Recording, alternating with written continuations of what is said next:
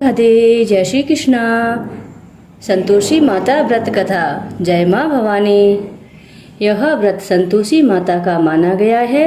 संतोषी माता सभी मनोकामनाओं को पूर्ण करने वाली है। इस व्रत को करने वाला कथा कहते व सुनते समय हाथ में गुड़ व भुने हुए चने रखे। सुनने वाला संतोषी माता की जय, संतोषी माता की जय मुख से बोलते जाए। कथा समाप्त होने पर हाथ का गुड़ चना गौ माता को खिलाएं। कलश में रखा हुआ गुड़ चना सबको प्रसाद के रूप में बांट दें। कथा से पहले कलश को जल से भरें, उसके ऊपर गुड़ चने से भरा कटोरा रखें। कथा समाप्त होने और आरती होने के बाद कलश के जल को घर में सब जगह छिड़कें और बचा हुआ जल तुलसी की क्यारी में डाल दें।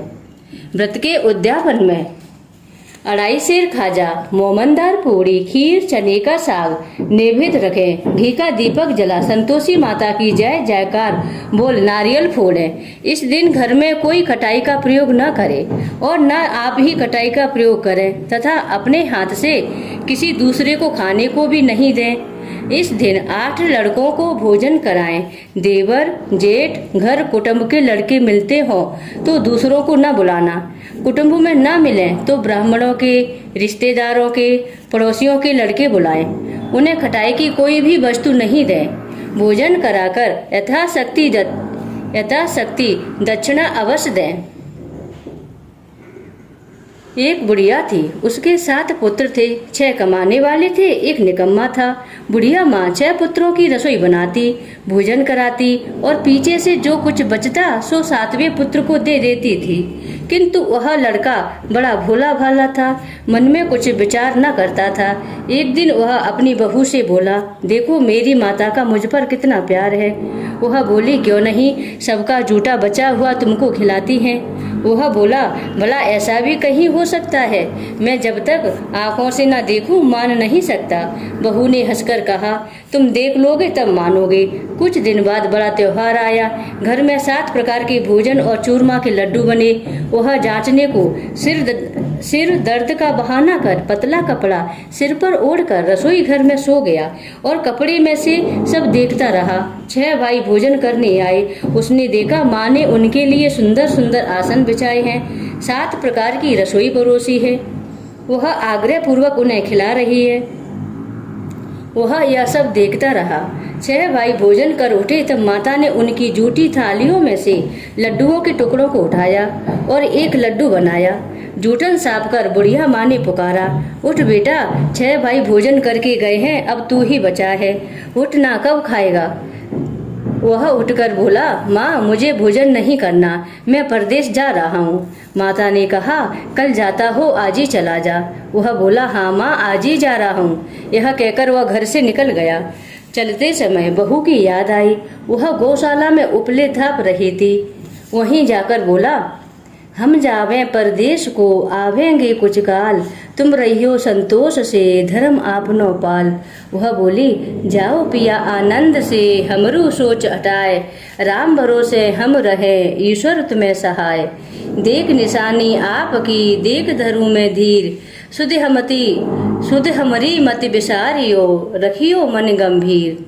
वह बोला, मेरे पास तो कुछ नहीं है, यह अंगूठी है सो ले लो और अपनी कुछ निशानी मुझे दे दो। वह बोली, मेरे पास क्या है, यह गोबर भरा हाथ है। यह कहकर उसकी पीठ पे गोबर के हाथ की थाप मार दी। वह चल दिया। चलते चलते दूर देश में पहुंचा। वहाँ एक साहूकार की दुकान थी। वहाँ जाकर वह कहने लगा, भाई मुझे नौकरी पर रख लो। साहूकार को जरूरत थी। वह बोला, रह जाओ। लड़के ने पूछा, तनख्वाह क्या दोगे? साहूकार ने कहा, काम देखकर दाम मिलेंगे। साहूकार की नौकरी मिली। वह सवेरे 7 बजे से रात तक नौकरी बजाने लगा। कुछ दिनों में दुकान का सारा लेन देन, हिसाब किताब, ग्राहकों को माल बेचना, सारा काम करने लगा। साहूकार के 7-8 नौकर और थे। वे सब चक्कर खाने लगे कि यह तो बहुत होशियार बन गया है। सेठ ने भी उसका काम देखा और 3 महीने में उसे आधे मुनाफे का साझीदार बना लिया। वह 12 वर्ष में एक नामी सेठ बन गया और साहूकार सारा कारोबार उस पर छोड़कर बाहर चला गया। अब बहू पर क्या बीती हो सुनो। सास ससुर उसे दुख देने लगे, सारी गृहस्थी का काम कराकर उसे लकड़ी लेने वन में भेजते। इस बीच में घर की रोटियों की आटे से जो भूसी निकलती थी उसकी रोटी बनाकर रख दी जाती और फूटे नारियल के खोपड़े में पानी। इस तरह दिन बीतते रहे। एक दिन वह लकड़ी लेने जा रही थी कि मार्ग में उसे बहुत सी स्त्रियां संतोषी माता का व्रत करती दिखाई दी। वह वहां खड़ी होकर कथा सुनकर बोली, बहनों, यह तुम किस देवता का व्रत करती हो और इसके करने से क्या फल मिलता है? इस व्रत के करने की क्या विधि है? यदि तुम अपने व्रत का विधान मुझे समझाकर कहोगी तो मैं तुम्हारा एहसान मानूंगी। तब उनमें से एक स्त्री बोली, सुनो, यह संतोषी माता का व्रत है। इसके करने से निर्धनता, दरिद्रता का नाश होता है और लक्ष्मी आती है। मन की चिंताएं दूर होती हैं। घर में सुख होने से मन को प्रसन्नता और शांति मिलती है। निपुत्र को पुत्र मिलता है। प्रीतम बाहर गया हो तो शीघ्र लौट आता है। कुंवारी कन्या को मन पसंद वर मिलता है। राजद्वारे में बहुत दिनों से मुकदमा चलता हो तो खत्म हो जाता है। सब प्रकार सुख शांति होती है। घर में धन जमा होता है। पैसा जायदाद का लाभ होता है। रोग दूर हो जाते हैं तथा और जो कुछ मन में कामना हो वे सब इस संतोषी माता की कृपा से पूरी हो जाती हैं। इसमें संदेह नहीं। वह पूछने लगी, यह व्रत कैसे किया जाए? यह भी बताओ तो बड़ी कृपा होगी। स्त्री कहने लगी, 1.25 रुपए का गुड़ चना लेना, इच्छा हो तो 5.25 रुपए का लेना या 11.25 रुपए का लेना, अर्थात सामर्थ्य अनुसार लेना। बिना परेशानी, श्रद्धा और प्रेम से जितना बन सके सवाया लेना। 1.25 रुपए से 5.25 रुपए तथा इससे भी ज्यादा शक्ति और भक्ति अनुसार लेना। हर शुक्रवार को निराहार रहकर संतोषी माता की कथा कहना, सुनना, इसके बीच क्रम टूटे नहीं। लगातार नियम पालन करना। सुनने वाला कोई न मिले तो घी का दीपक जला उसके आगे जल के पात्र को रखकर कथा कहना, किंतु नियम न टूटे। जब तक कार्य सिद्ध न हो नियम पालन करना और कार्य सिद्ध हो जाने पर ही व्रत का उद्यापन करना। 3 मास में माता फल पूरा करती हैं। यदि किसी के खोटे ग्रह हो तो माता 1 वर्ष में अवश्य कार्य को सिद्ध करती हैं। कार्य सिद्ध होने पर ही उद्यापन करना चाहिए, बीच में नहीं। उद्यापन में 2.5 सेर आटे का खाजा तथा इसी परिमाण से खीर तथा चने का साग करना। 8 लड़कों को भोजन कराना। जहाँ तक मिले देवर, जेठ, भाई, बंधु, कुटुंब के लड़के लेना। न मिले तो रिश्तेदारों और पड़ोसियों के लड़के बुलाना, उन्हें भोजन कराना। यथाशक्ति दक्षिणा दे माता का नियम पूरा करना। उस दिन घर में कोई खटाई न खाने पाए। यह सुनकर बुढ़िया के लड़के की बहू चल दी। मार्ग में लकड़ी के बोझ को बेच दिया और उन पैसों से गुड़ चना ले माता के व्रत की तैयारी कर आगे चली और सामने मंदिर देख पूछने लगी, यह मंदिर किसका है? सब कहने लगे, संतोषी माता का मंदिर है। यह सुन माता के मंदिर में जा माता के चरणों में लौटने लगी। दीन होकर विनती करने लगी, माँ, मैं निपट मूर्ख हूँ, व्रत के नियम कुछ नहीं जानती, मैं बहुत दुखी हूँ। हे माता जगतजननी, मेरा दुख दूर करो, मैं तेरी शरण में हूँ। माता को उस पर दया आ गई। एक शुक्रवार बीता कि दूसरे शुक्रवार को ही उसके पति का पत्र आ गया और तीसरे को उसका भेजा हुआ पैसा भी आ गया। यह देख जेठानी मुंह सिकोड़ने लगी, इतने दिनों में पैसा आया है, इसमें क्या बड़ाई है? लड़के ताने देने लगे। काकी के पास अब पत्र आने लगे हैं, रुपया आने लगा है, अब तो काकी की खातिर बढ़ेगी, अब तो काकी बुलाने से भी नहीं बोलेगी। बेचारी सरलता से कहती है, भैया पत्र आवे, रुपया आवे तो हम सबके लिए अच्छा है।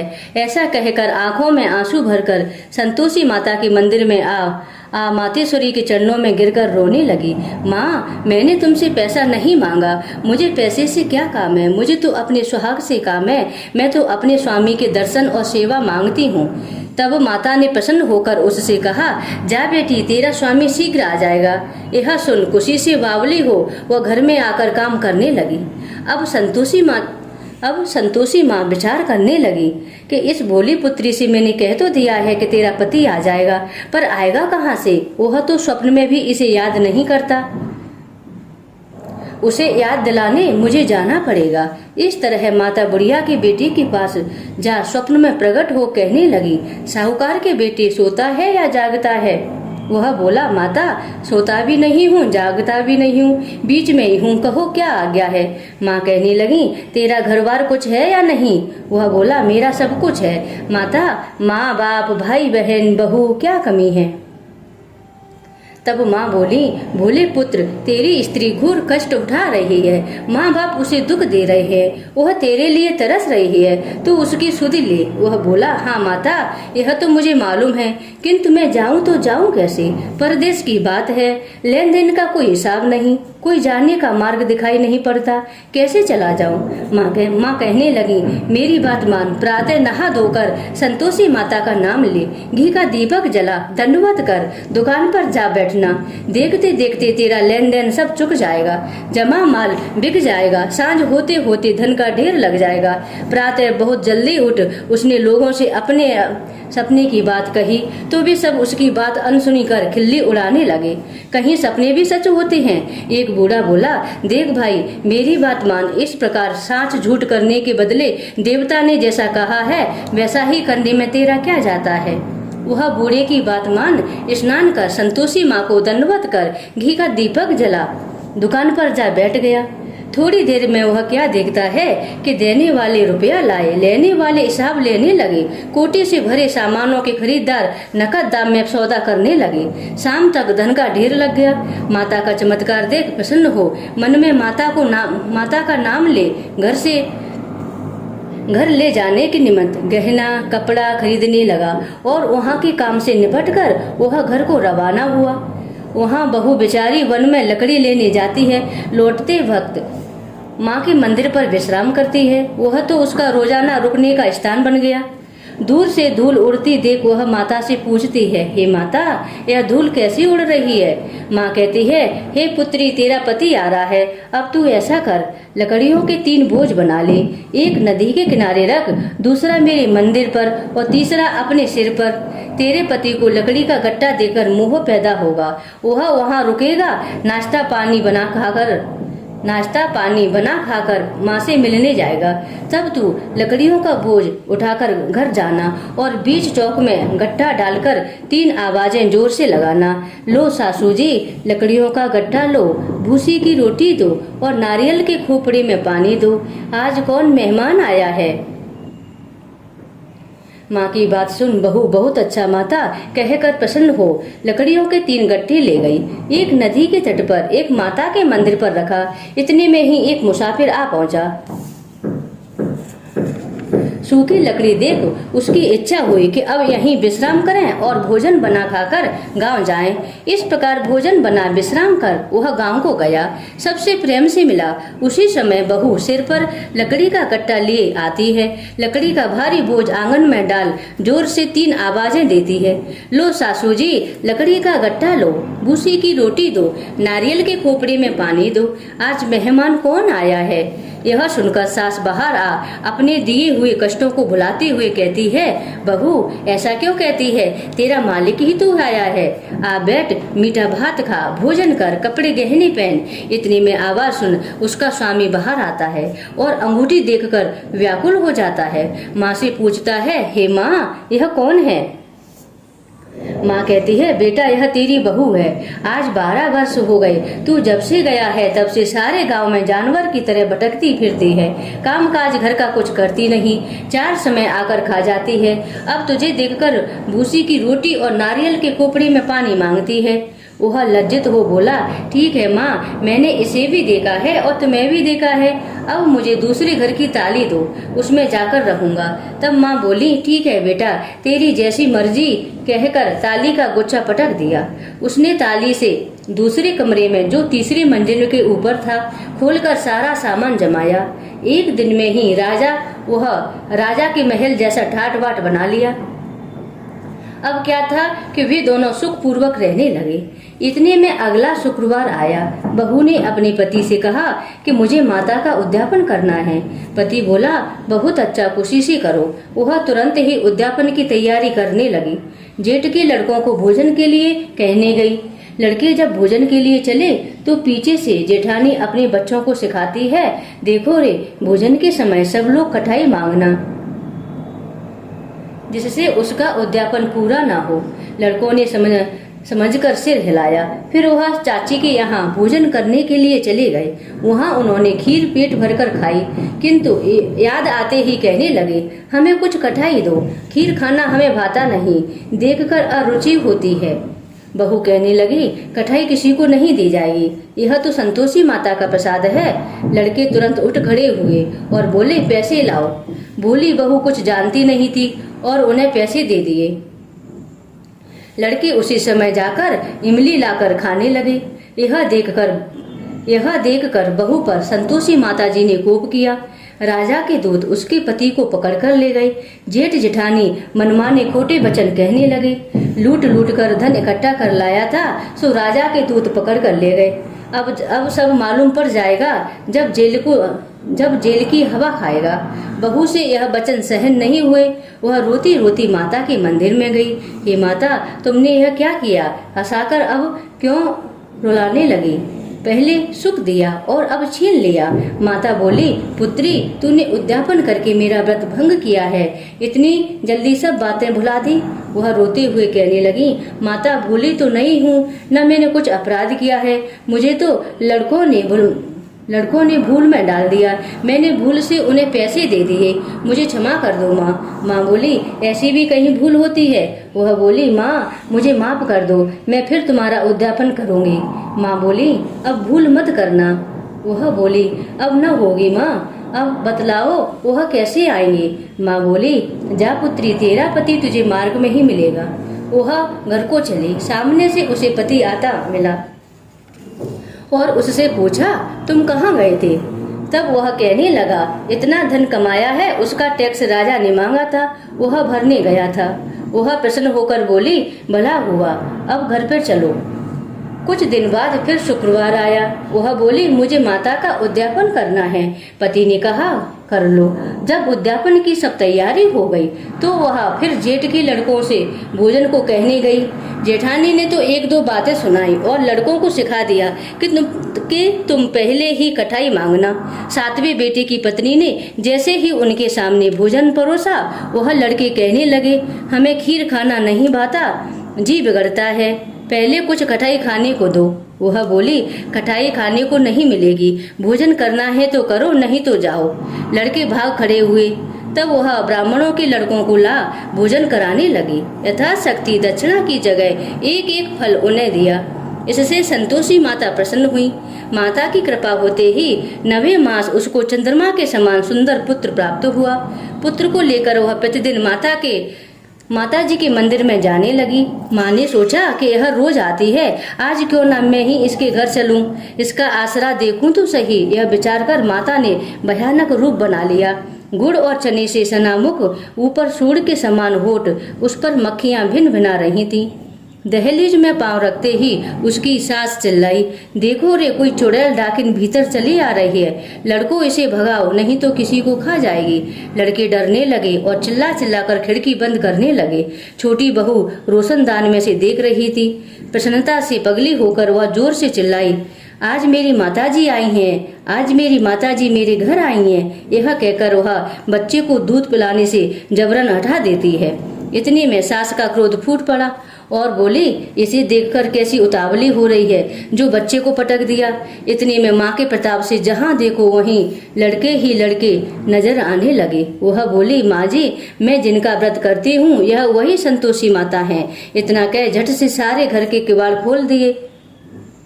सबने माता के चरण पकड़ लिए और विनती कर कहने लगे, हे माता, हम मूर्ख हैं, हम अज्ञानी हैं, पापी हैं, तुम्हारे व्रत की विधि हम नहीं जानते, तुम्हारा व्रत भंग कर हमने बहुत बड़ा अपराध किया है।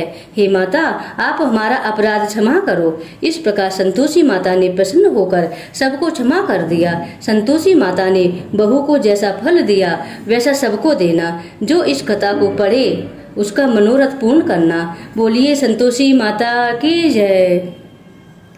जय संतोषी माता मैया जय संतोषी माता, अपने सेवक जन को सुख संपत्ति दाता।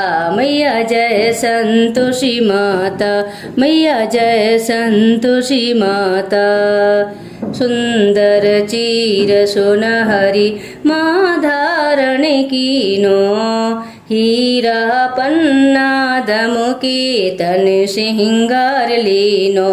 मैया जय संतोषी माता। गेरु लाल छटा छवि बदन कमल सोहे, मंद हसत करुणामयी त्रिभुवन मन मोहे। मैया जय संतोषी माता मैया जय संतोषी माता। स्वर्ण सिंहासन बैठी चवर ढूरे प्यारे, धूप दीप नैवेदी मधुमेवा भोग धरे न्यारे। मैया जय संतोषी माता। गुड़ अर्चना परम प्रियता में संतोष कियो, संतोषी कहलाई भक्तन वैभव दियो। मैया जय संतोषी माता। शुक्रवार प्रिय मानती आज दिवस सोही, भक्ति मंडली आई कथा सुनती मोही। मैया जय संतोषी माता। मंदिर जगमग ज्योति मंगल ध्वनि छाई, विनय करे हम बालक विनय करे हम बालक चरणन सिर नाई। मैया जय संतोषी माता मैया जय संतोषी माता। भक्ति भाव मह पूजा अंगीकृत कीजे, जो मन बसे हमारे जो मन बसे हमारे इच्छा फल दीजे। मैया जय संतोषी माता मैया जय संतोषी माता। दुखी दरिद्री रोगी संकट मुक्त कियो, मैया संकट मुक्त कियो। बहुधन धान भरे घर सुख सौभाग्य दियो। मैया जय संतोषी माता। ध्यान धरो जो नर तेरो मन वांछित फल पायो, पूजा कथा श्रवण करे घरे आनंद आयो। मैया जय संतोषी माता। शरण गहे की लज्जा रखियो जगदम्बे, मैया रखियो जगदम्बे। संकट तू ही निवारे संकट तू ही निवारे, दयामयी माँ अम्बे। मैया जय संतोषी माता। संतोषी माँ की आरत जो कोई नर गावे, मैया प्रेम सहित गावे। रिद्ध सिद्ध सुख संपत्ति जी भर के पावे। मैया जय संतोषी माता मैया जय संतोषी माता। ओम जय संतोषी माता। बोलिए संतोषी माता की जय। जगत जननी माँ पार्वती की जय। माँ खांडवाली की जय।